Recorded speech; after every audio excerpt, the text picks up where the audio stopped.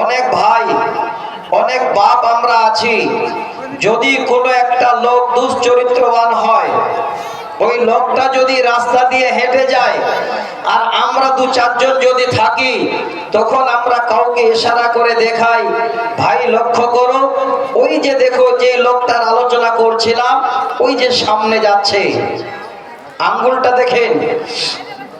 আমরা কি করি, এই আঙ্গুলটা দিয়ে সামনে ওই লোকটাকে দেখাই, কিন্তু নিজে ভাবি না যে তিনটা আঙ্গুল আমাকে নিজে দেখাচ্ছে।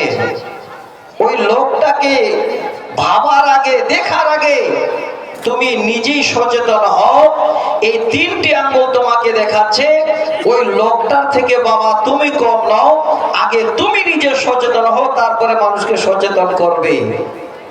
এই শব্দটা আপনাদের সামনে আমি কেন তুলে দিলাম, এবার কোরআনের আয়াতটা শোনাচ্ছি। আল্লাহ পাক বলেন, বিসমিল্লাহির রহমানির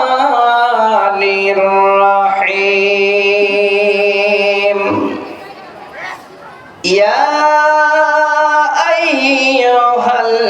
আইয়ুহাল্লাযীনা আমানু কু আনফুসাকুম ওয়া আহলিকুম নারা। আল্লাহ বলেন, হে আমার ঈমানদার বান্দারা, যারা তোমরা আমাকে এক আল্লাহ বলে স্বীকার করেছ, আমার উপরে যারা বিশ্বাস স্থাপন করেছ, কু আনফুসাকুম ওয়া আহলিকুম নারা, আল্লাহ বলছেন বান্দারে, আগে তুমি নিজে বাঁচো, তারপরে তোমার আহাল পরিবারকে জাহান্নামের আগুন থেকে বাঁচাও।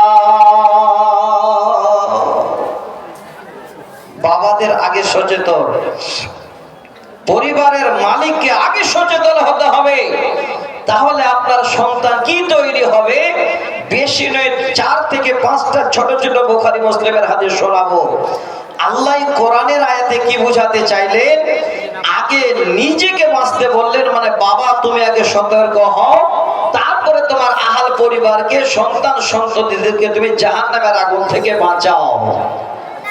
তাহলে এই আয়াতটা যদি আজকে আমরা মেনে নিই, আপনি নিজেই ধন্য, আপনার ছেলে মেয়ে ধন্য, হয়তো পরকালে আপনার থেকে আর সুখময় পরিবার কেউ হতে পারবে না।